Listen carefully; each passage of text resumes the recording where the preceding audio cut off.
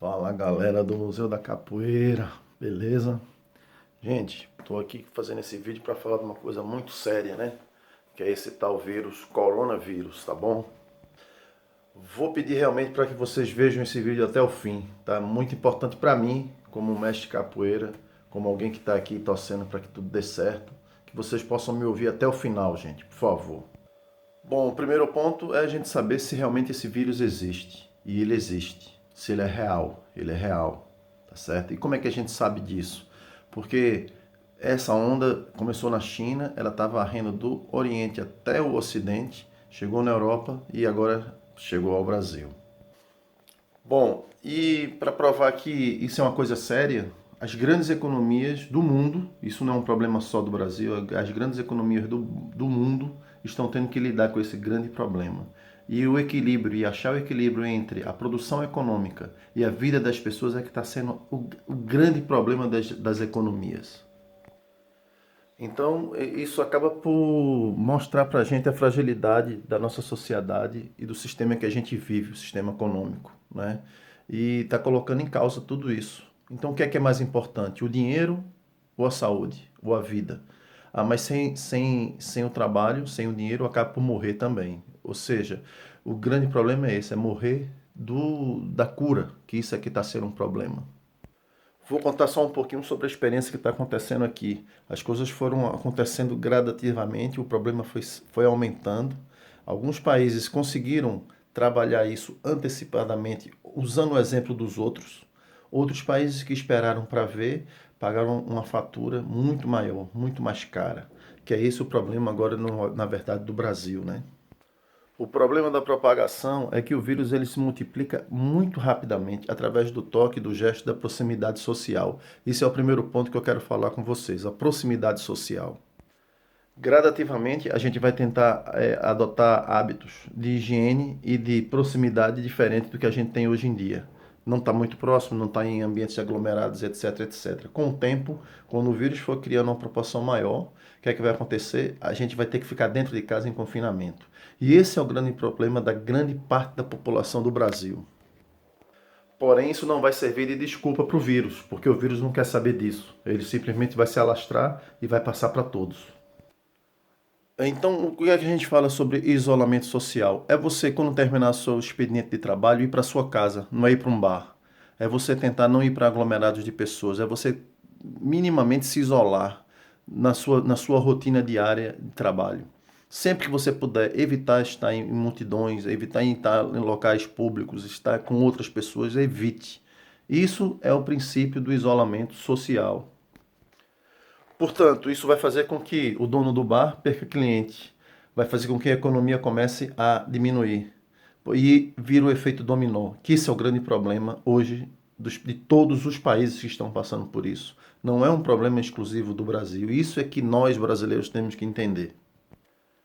Higiene, vocês já viram isso tudo sobre as higienes e como prevenir em relação à transmissão. A segunda estratégia que os países estão adotando é que as pessoas que financeiramente ou a nível de trabalho possam ficar em casa, que façam a sua quarentena voluntária, não imposta. Então, muita gente em Portugal, eu moro em Portugal, decidiu fazer a quarentena voluntária. Isso ajudou muito, por quê? Porque se essa parte não está correndo o risco de passar o vírus uns para os outros, isso diminui a tal curva, né, de infectados, né? Então, o Sistema Nacional de Saúde ele consegue suportar mais ou menos as pessoas que estão chegando no hospital. Portanto, fala-se de civilidade. Essas pessoas que tiveram condições de ficar em casa e que arriscaram ficar e tiveram suas perdas financeiras, etc, etc, mas ficaram pelo um bem comum, né? Então, fizeram a sua parte. Isso ajudou a outra parte que não poderia fazer. Depois, com o tempo, o Estado foi buscando soluções para que outras pessoas, outra parte da população pudesse ficar em casa. Que existissem subsídios do Estado para que essas pessoas possam estar em casa. Não sei se será o caso do Brasil. Nesse caso, galera, aí nós entramos como mestres de capoeira. Nós temos federações, temos associações, temos grupos. São organizações de pessoas em prol de uma arte, de uma cultura, que é a nossa capoeira. Então, o que é que a gente pode fazer? Então, temos que pensar como é que a gente coletivamente pode criar ferramentas para protegermos uns aos outros. O primeiro fator é o energético, é o financeiro, não é isso? O social. São 3 pontos em que a gente tem que pensar. Portanto, existe um programa chamado Zoom, que pode se dar aulas pela internet ou criar grupos no Facebook para poder dar as aulas, não é? Tenham atenção, porque tem muita gente agora aproveitando essa situação de isolamento e de quarentena para criar algum tipo de argumentação para poderem dar aulas de capoeira pela internet, né? Isso vocês têm que seguir e procurem saber quem são os mestres e as pessoas que dão aulas, né, que tem integridade, que tem história, porque a gente é no virtual o que é no real. Então a gente não pode mentir no virtual dizendo que a gente é uma coisa que a gente não é.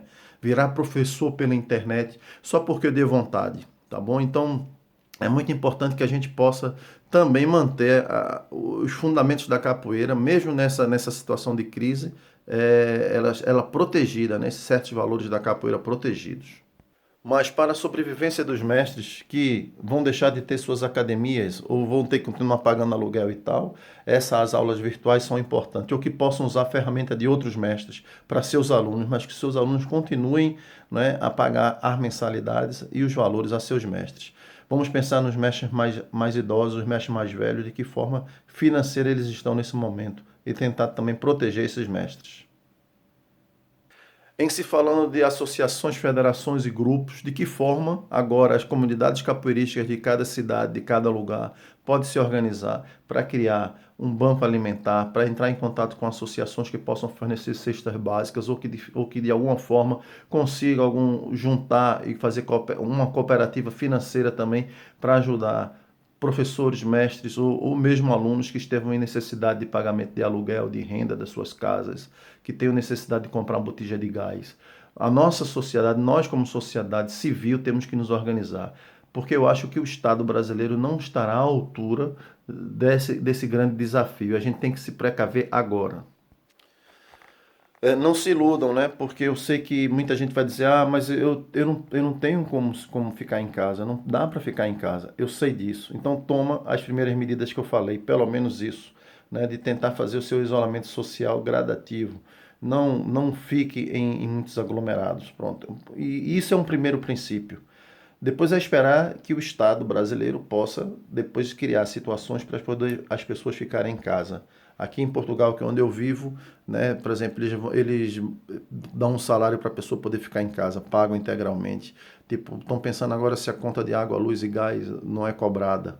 Não é? Que os arrendatários, quem vive de aluguel, que não pode ser expulso por falta de pagamento, porque é uma crise mundial, uma crise em que todos nós estamos no mesmo barco.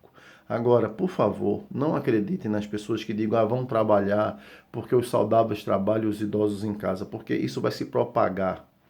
Então não vai ter mais população saudável, entendeu? Porque todo mundo vai estar infectado e o grande problema é esse. Nós temos que baixar esse gráfico. E de que forma a gente pode fazer isso de forma organizada? Isso é que está o grande problema no Brasil, porque não está tendo realmente seriedade no tratamento desse problema, infelizmente, para todos nós.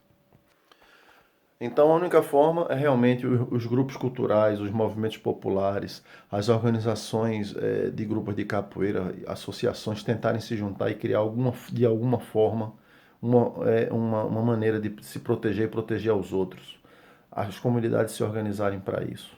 Né? Aqui, por exemplo, os idosos, os lares de idosos, logo no início proibiram completamente as visitas. Muitos tratadores de idosos ficaram dentro dos lares com eles em quarentena, portanto, deixaram de ter a família. Né? Eu tenho uma filha, eu estou sem ver minha filha há 14 dias. Né? Por quê? Porque ela está em quarentena e eu também. A gente não se vê, a gente se vê pela internet.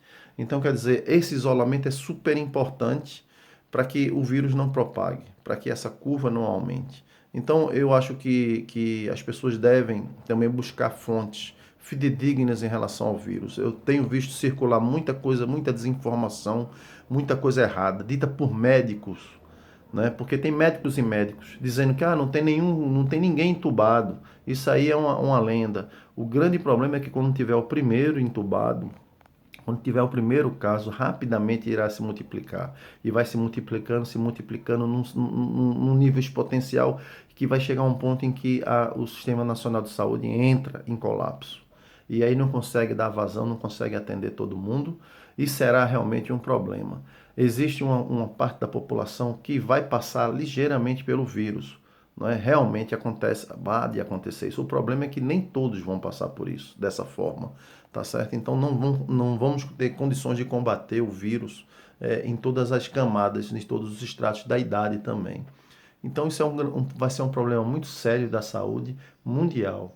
Está mexendo com toda a economia mundial, com todo o sistema mundial, tá certo, gente? Então vamos botar consciência. O que vocês precisarem para falar comigo, procura pelo WhatsApp. Eu normalmente boto meus contatos aí. Qualquer ajuda que vocês precisem, qualquer conselho, qualquer palavra. Eu coloquei os treinos de capoeira aqui abertos aí para o pessoal poder treinar em casa também, para se manter uma energia, manter uma motivação, tá certo? E vamos com força. Eu sei que não é fácil, não é fácil para ninguém, não é fácil para ninguém estar em casa e perceber que não sabe se vai pagar a conta do mês e tá assim em todo lado.